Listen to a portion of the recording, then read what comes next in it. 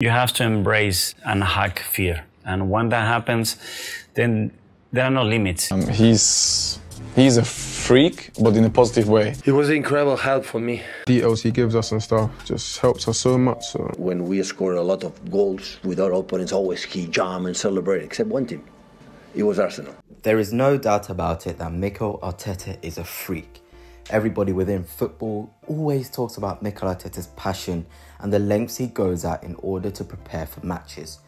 And at Arsenal, we have seen that freakish nature come and give us success. We're now title challengers, we're now competing for the biggest trophies, and it's all due to Mikel Arteta and his freakish nature. However, even in his playing career and his days for Arsenal, Mikel Arteta was known to be so football obsessive. And players at the club used to say that Mikel Arteta used to spend more time talking to the coaching staff than he did the players. And Arsene Wenger was known to be a very quiet person, especially during halftime. And a lot of the players were very confused by the way that Arsene Wenger used to conduct himself at halftime. But Mikel Arteta took on the responsibility to be the calm, collected, and the directive person in halftime. He'd often go to players, wake them up, and many people could tell that he was going to be a manager. If you speak to anybody that used to play with Mikel Arteta, they'll tell you there is zero surprises that he's gone on to be a manager and be such a good manager too. He was known to have tactical diagrams on his wall, and that is just obsessive. Mikel Arteta just was dying for football, and there's not many people like this at the minute. You see managers that will come in, do their job. Even sometimes managers will be eating at halftime, just not really caring. But Mikel Arteta is the complete opposite to that. To the point where he even says his wife hates him. He'd be at work all day and then he'd come home and still be on football, leaving zero family time, which is really bad for Mrs. Arteta. Even his kids in the Amazon documentary used to say how Mikel Arteta would always be upstairs on the phone. This obsessive nature, you can't just get this from anybody. Mikel Arteta has this born within him, and it's a trait which makes him so good. He manages to have this understanding of players due to the fact that he lives and breathes football. One of the best man managers you could ever get in Mikel Arteta. Very understanding, but always has his principles in place.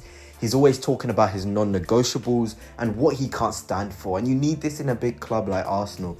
And this is why he fits so well. We're a club that has values, that needs respect. We've seen players that have come to the club and they haven't had this respect for other people, for other clubs. And it's ultimately led them to leaving the club.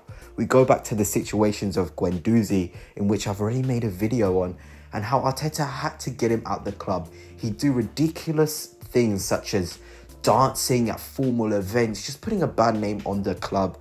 And Arteta got rid of these people. Aubameyang, very unprofessional, leaving the country when the permission wasn't given by the club. And Mikel Arteta, he doesn't care if you're a big name. And I think that Manchester City experience really helped him. And Guardiola has talked about it before, that Arteta being with him at Manchester City probably elongated his stay.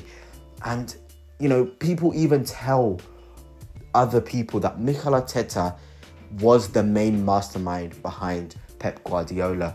We've seen players like Leroy Sané, Raheem Sterling. They've all come out to say how crucial Mikel Arteta was to their development.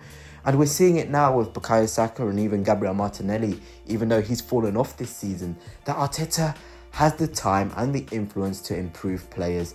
And it's no coincidence that he buys even players like Kai Havertz and they improve. It's because he has that knack for understanding a player, but then understanding them to the point where he can improve them on a personal and footballing level. If we look at certain things that Mikel Arteta has brought into Arsenal, the wheel of fortune. If a player commits a minor indiscretion, such as being late for a team meeting, they must spin the wheel. On the wheel are a series of forfeits, ranging from a modest fine to cleaning the dressing room, or even having to polish the captain's car. There is one option on the wheel, the one every player hopes for, that permits a lucky escape. It's just one of a series of changes Arteta has made that have lifted the mood at Arsenal since he's come into the club. Upon Mikel Arteta's arrival, people said that they forgot how fun training can be. And this is the sort of, quality that Arteta brings. He's such a personal manager that he's able to bring out the qualities in people. Even the owners love Arteta. And Kroenke tells people that when Mikel and him sat down one-on-one to talk about him coming to Arsenal, he walked him through the things that he'd seen on the pitch and took him through several things he would like to implement from a coaching standpoint. He really wanted this new culture and new tone, and it blew the Kroenkes away. And that it just comes with who Mikel Arteta is. In 2009, he won the Sports Personality of the Year in Liverpool ahead of Steven Gerrard. You just don't win these sort of awards without having some sort of influence and impact with the way you conduct yourself. And this is just something Mikel Arteta has, and we just got to commend him for that because it's so valuable in football. Let's now look at Mikel Arteta's days at Manchester City. At City, Arteta's nature means that he never felt complete. His openness meant staff knew if they could help him win, they would get his total buy-in, and that his status would make their work more likely to penetrate the first team environment. Arteta was always looking to level up his skills and always challenged accepted norms. Intense and single-minded, his personality was viewed as being adaptable enough to get whoever he needed to do so to perform or share their knowledge. He would be seen around the Etihad campus, energizing other people. Go back to this idea of managing a squad. Arteta learned the emotional side of managing a large squad, introducing a new rule that any player who reports for training with any issues related to football or their home life, however small, should be flagged to the coaching staff.